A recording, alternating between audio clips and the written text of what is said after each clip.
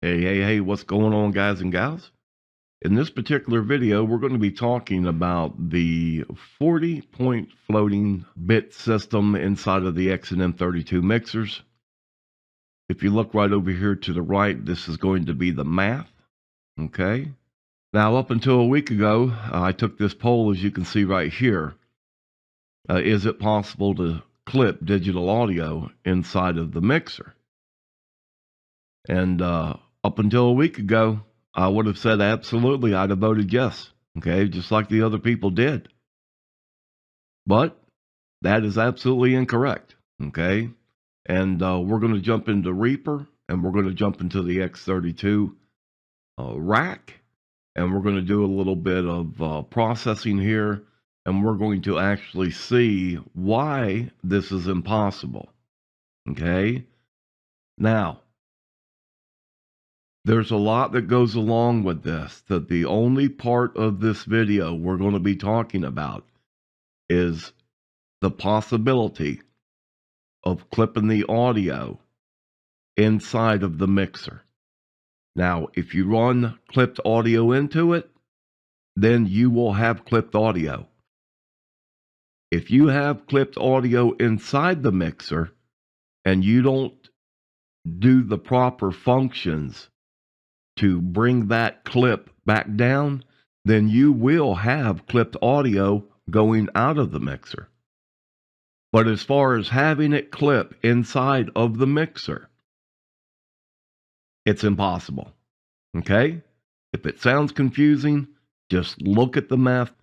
Okay? And that's what we're going to try and do.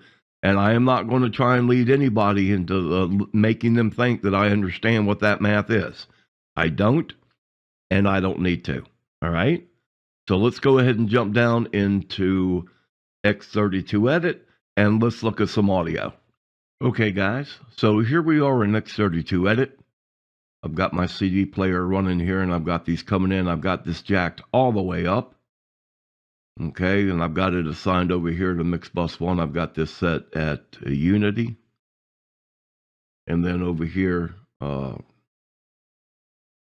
let me see down here at our buses. Here we go. We're at Unity here. Okay, everything's clipping. We see this. We know this. So let's go ahead and we're going to take this signal and we're going to record it into Reaper.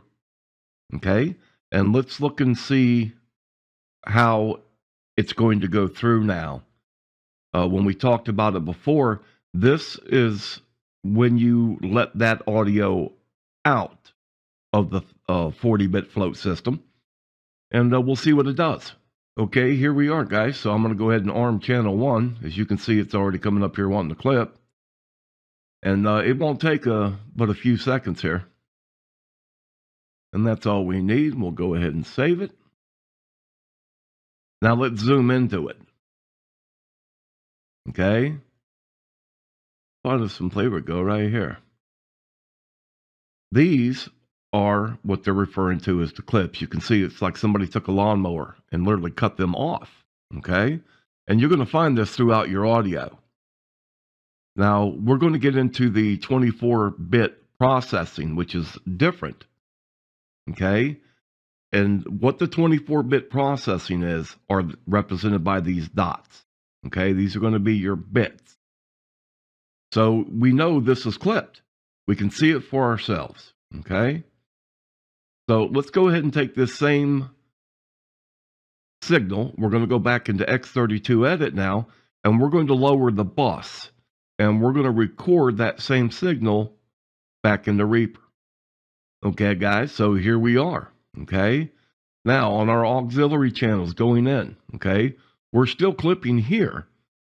So technically, we are clipping. But if we come down to the bus now, and we pull this bus down, because that's what's feeding Reaper right now, is bus number 1. Okay? So as you can see now, I have plenty of headroom. I'm clipping coming in, but I have headroom coming out. If you look over at the master over here, okay? If we look at the meters, we'll see that we're still clipping here. So what we're going to do now is we're going to record this signal into Reaper. So let's go back to Reaper. So here we go right here. Okay, so let's go ahead and record some of this.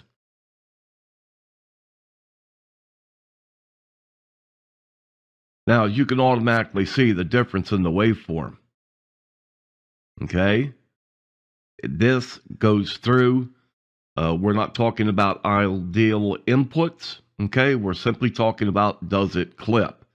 So therefore, the audio was being clipped in the X32 through the auxiliary inputs, but yet I was able to take the bus fader and pull it down, and then the audio coming in, it is now left, okay, that 40-bit floating environment, and now, okay, as you can see, it is not clipped.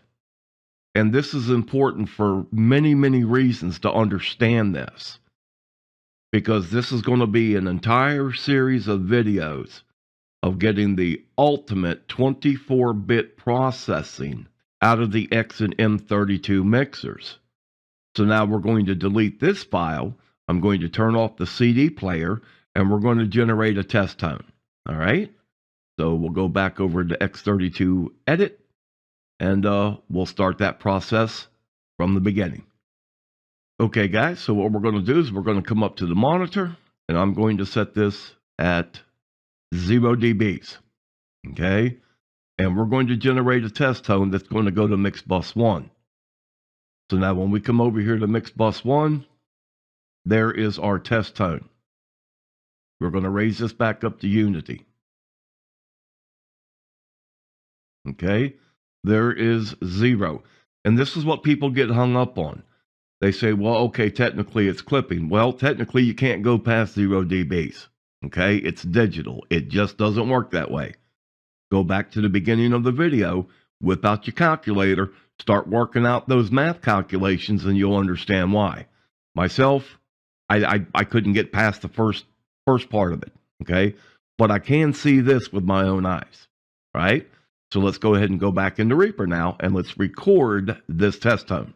So as you can see now, we're set there at 0. All my meters are at 0, and when we record this one, and that's all we need right there. Now, when we zoom in on this test tone, guys, look at this. You see that nice little up and down curve? That right there is the full amount of 24-bit processing. And if you start right down here, you pause this video, and you start right down here, and you start counting these little dots.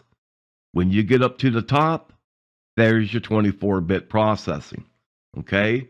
But now this is the downside of it. You say, okay, Dana, well, yeah, that's fine. You got 24 bits there. Well, you know, you got to start somewhere. We have not even started talking about using the EQs, whether you do a little boost here and there, whether you're going to go in there and do your dynamics, you know, throw your compressor on, bring some of these signals back down, go up and add some inserts, some effects, things that are going to alter this system. So you need to understand from the basics, you know, when you start this process, why they talk about headroom.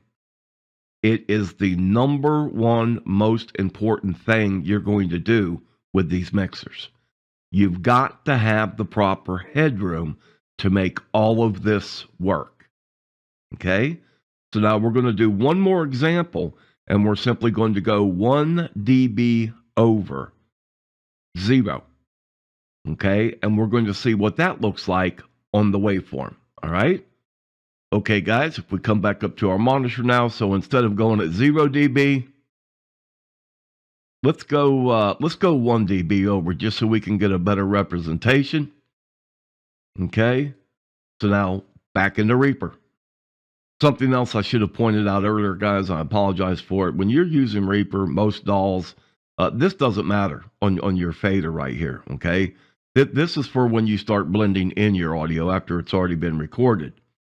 Okay, so now when we arm this, as you can see now, it went into the red. So let's go ahead and record just a little bit of this.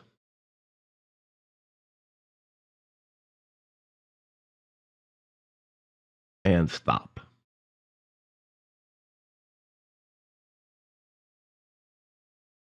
You see? You see how those bits now, you don't have that nice rounded curve on the top and the bottom of it? It's all cut off, just like you took a lawnmower off of it. Okay? And I could do the same thing. I can sit there and take clip distorted audio and bring it in and push it out and manipulate it however I want to. And that was the point of this.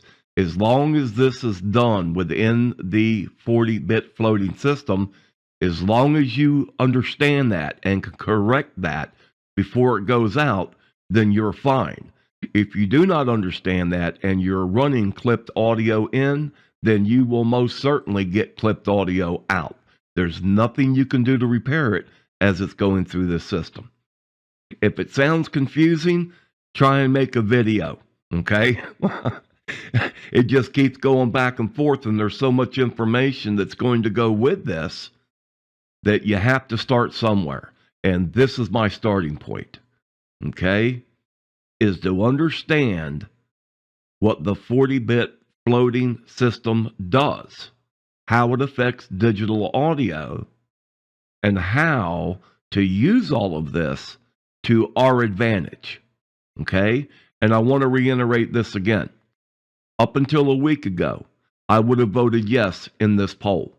It's only after talking to qualified individuals that actually build and design these systems that the light bulb went off in my head. All right? Take care. God bless.